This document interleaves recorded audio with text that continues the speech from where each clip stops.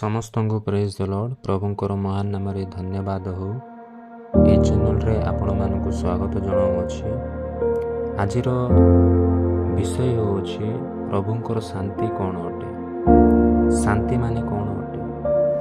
ଯାହା ଲେଖା ଅଛି ଲୁକ 12 ଅଧ୍ୟାୟର 51 ପଦରେ, ସେହି ସ୍ଥାନ ମଧ୍ୟରେ ଲେଖା ଅଛି, ମୁଁ ପୃଥିବୀରେ ଶାନ୍ତି ଦେବାକୁ ଆସିଅଛି ବୋଲି କ'ଣ ତୁମେମାନେ ମନେ କରୁଅଛ?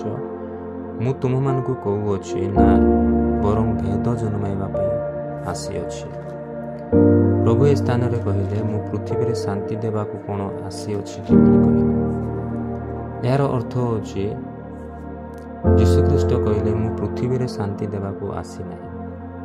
ଯଦି ଆମ୍ଭେମାନେ ଦେଖିବା ଆହୁରି ଗୋଟିଏ ବାକ୍ୟରେ, ଯାହା ଯୋହନ 14 ଅଧ୍ୟାୟର 27 ପଦରେ ଲେଖା ଅଛି, ମୁଁ ତୁମ୍ଭମାନଙ୍କୁ ଶାନ୍ତି ଦାନ କରି ଯାଉଅଛି, ମୋହର ନିଜର ଶାନ୍ତି ତୁମମାନଙ୍କୁ ଦାନ କରୁଅଛି।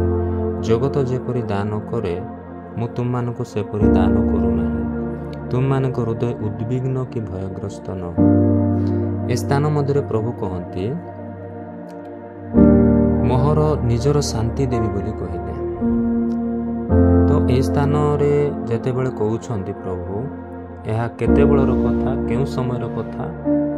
ଏହା ହେଉଛି ଗୁରୁବାର ଦିନ ରାତିର କଥା। ଶିଷ୍ୟମାନଙ୍କର ପାଦ ଧୋଇକି ରୋଟି ଦେଇକି ଶେଷରେ କହୁଛନ୍ତି, ମୋର ଶାନ୍ତି ତୁମମାନଙ୍କୁ ଦେଉଅଛି। ଯୀଶୁଙ୍କର ଶେଷ ରାତ୍ରି ଥିଲା। ଆଉ ଯୀଶୁ ଜାଣିଥିଲେ ଇସ୍କରିୟତା ଯିହୁଦା ଧରାଇବ, ଶିଷ୍ୟମାନେ ଛାଡ଼ିଦେବେ ବୋଲି ବି ଜାଣିଥିଲେ। ଆଉ ତାହାଙ୍କୁ 9ଟାରୁ 3ଟା ଭିତରେ କ୍ରୁଶରେ ଟଙ୍ଗାଇବେ ବୋଲି ବି ଜାଣିଛନ୍ତି। ତ ପ୍ରିୟମାନେ, ଗୋଟେ ଉଦାହରଣ ଦେଉଅଛି। ଜେଲରେ ରଖି ମାରି ମାରି କାଲି ସକାଳକୁ ମାରିଦେବେ ବୋଲି ଯଦି ଆପଣମାନେ ଜାଣିବେ, ତ ଆଜି ଶାନ୍ତିରେ ରହିପାରିବେ କି? କିନ୍ତୁ ଯୀଶୁ କହୁଛନ୍ତି, ମୋହର ଶାନ୍ତି ତୁମମାନଙ୍କୁ ଦେଉଅଛି। ଯୀଶୁ ଦେବା ଶାନ୍ତି ଏହିପରି ଅଟେ। ପ୍ରିୟମାନେ, ଦୁନିଆର ହାଲାତ ଆମର ଏଗନେଷ୍ଟ ଥିଲେ ବି ଯୀଶୁଙ୍କର ଶାନ୍ତି ତୁମମାନଙ୍କ ହୃଦୟରେ ଥିବ। କେତେକ ଲୋକ ଯୀଶୁଙ୍କର ଶାନ୍ତି ବୋଲି କହିଲେ ଦୁଃଖ, କଷ୍ଟ, ଅଭାବ, ରୋଗ କିଛି ହେବ ନାହିଁ ବୋଲି ଭାବନ୍ତି। ମୋତେ ସବୁ ପ୍ରେମ କରୁଥିବେ, ଏଇଟା ହିଁ ଶାନ୍ତି ବୋଲି ଭାବୁଛନ୍ତି କି? ଜଗତ ସେମିତି ଭାବେ। ପ୍ରିୟମାନେ, ସେହି ଶାନ୍ତି ଜଗତର ଶାନ୍ତି ଅଟେ। ପ୍ରଭୁ କହିଲେ, ଜଗତର ଶାନ୍ତି ନାହିଁ, ମୋର ପର୍ସନାଲ ଶାନ୍ତି ଦେବି ବୋଲି କହିଲେ। ଆଉ ପ୍ରଭୁ ଯୀଶୁ ପୁନରୁତ୍ଥାନ ହେଇକି ବି ଶିଷ୍ୟମାନଙ୍କୁ କହୁଛନ୍ତି, ଶିଷ୍ୟମାନେ ଯେତେବେଳେ ଡରିକି ସେ ଗୋଟେ ରୁମ୍ରେ ଥିବା ସମୟରେ ଯୀଶୁ ସେଇ ଭିତରେ ପ୍ରବେଶ କଲେ। ଆଉ ସେ ସ୍ଥାନରେ ପ୍ରଭୁ କ'ଣ କହିଲେ? ତୁମ୍ଭମାନଙ୍କର ଶାନ୍ତି ବର୍ତ୍ତୁ। କାରଣ ସେମାନେ ଭୟରେ ଥିଲେ। ପ୍ରଭୁଙ୍କର ଶାନ୍ତି କ'ଣ ଅଟେ? ପ୍ରଭୁଙ୍କର ଶାନ୍ତି କ'ଣ ଅଟେ? ଲୋକମାନେ ଆମ୍ଭକୁ ପ୍ରେମ ନ କଲେ ବି ଆପଣମାନେ ଶାନ୍ତିରେ ରହିପାରିବେ।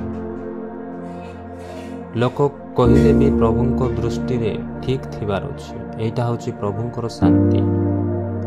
ପ୍ରଭୁଙ୍କର ଶାନ୍ତି ପ୍ରିୟମାନେ, ଦେଖନ୍ତୁ, ଶାନ୍ତି ମାନେ କ'ଣ? ଦୁଃଖ କଷ୍ଟ ନଥିବାଟା ନୁହେଁ। ଶାନ୍ତି ମାନେ ଦୁଃଖ କଷ୍ଟ ମଧ୍ୟରେ ପରମେଶ୍ୱରଙ୍କର ଉପସ୍ଥିତି ପାଉଛ ମାନେ ତାହା ହେଉଛି ଶାନ୍ତି। ଯଦି ଆମେ ଦାନିଏଲଙ୍କର ବିଷୟରେ ଦେଖିବା, ସିଂହର ଗର୍ତ୍ତରେ ନ ପଡ଼ିଲା ପରି ଦାନିଏଲଙ୍କୁ ରକ୍ଷା କଲେ କି ପରମେଶ୍ୱର? ସିଂହର ଗର୍ତ୍ତରେ ପଡ଼ିଲେ ସଦାପ୍ରଭୁ ଦାନିଏଲଙ୍କ ସଙ୍ଗରେ ଥିଲେ। ସଦାପ୍ରଭୁ ଯୋସେଫଙ୍କର ସଙ୍ଗରେ ବି ଥିଲେ। ଜେଲରେ ଯୋସେଫ କାହିଁକି ଥିଲେ? ଏତେ ନିନ୍ଦା କାହିଁକି ପାଇଲେ? ଶିଙ୍କୁଳି ଭିତରେ ରହିଲେ। 17 ବର୍ଷ ଶିଙ୍କୁଳିରେ ଥିଲେ। ସେ ଶିଙ୍କୁଳି ତାଙ୍କର ହାତ ପାଦକୁ ଖାଇଦେଲା। ତ ପ୍ରଶ୍ନ ଉଠୁଛି, ଯଦି ପ୍ରଭୁ ଆମର ସଙ୍ଗରେ ଅଛନ୍ତି, ଆମର ଅବସ୍ଥା ଏମିତି କାହିଁକି ଥିବ? ଏମିତି ଭାବନ୍ତି ଆଉ ଏମିତି ପ୍ରଶ୍ନ କରନ୍ତି। ପ୍ରଭୁ ଆମର ସାଙ୍ଗରେ ନାହାନ୍ତି ବୋଲି କହନ୍ତି।